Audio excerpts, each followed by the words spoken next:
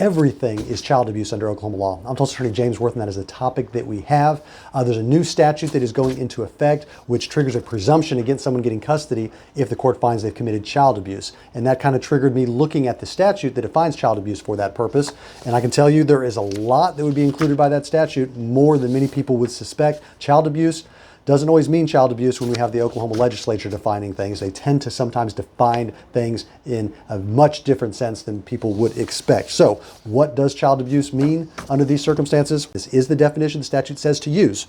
And it says that abuse means harm. That makes sense. But it also says it means threatened harm. So if harm is threatened to a child, that is abuse under the law.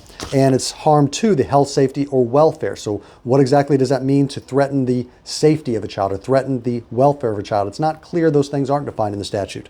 But then it also talks about it is included, but not limited to, non-accidental physical or mental injury. So now I've added in a mental injury, and it says limited, including but not limited to non-accidental physical and mental injury. So it goes on to say that it's including but not limited to, and it's got sexual abuse, sexual exploitation, neglect. So it includes neglect.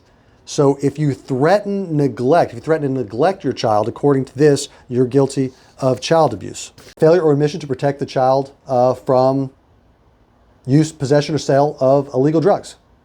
Okay. Illegal activities. Abandonment. So this goes pretty wide here. So child abuse equals threatened harm. Harm equals neglect. Neglect means a failure to provide any of these things. So if you threaten not to take your kid to the dentist, are you guilty of child abuse under the statute? Looks like you probably would be. The statute is very wide. If you're interested in statutory interpretation, I really recommend you look at this and try to scope the edges of where child abuse ends, because it seems to go on forever. And one thing defines another thing, defines another thing, and next thing you know, anything can be twisted and to be argued to be child abuse. So if you're dealing with a circumstance in Oklahoma courts, you're going to want to talk to an attorney that's familiar with the law of the state of Oklahoma and how it can be used unfairly against you and fairly to protect your rights.